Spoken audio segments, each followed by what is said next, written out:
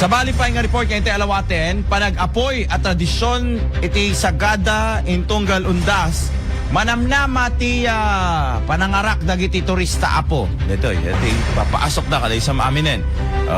The last year ba the environmental concern kung kunada kasi nga magayam traditional gayam di nga aramidan da.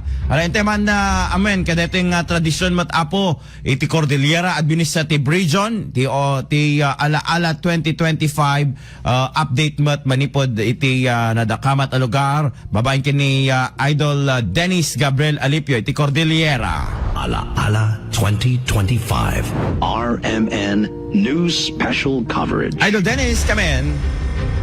Panamnama iti panagranyag iti kababantayan iti sagada iti rito yung aldaw at tradisyon iti panag-apoy.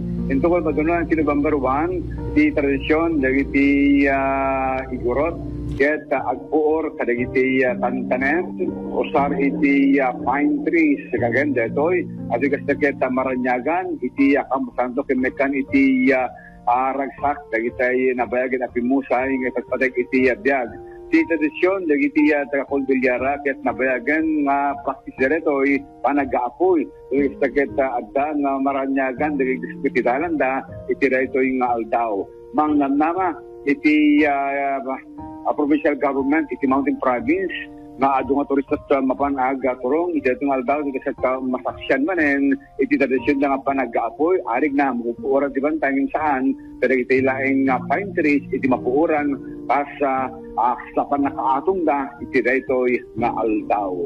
Idol Dennis Alipio, Tatak, RMN.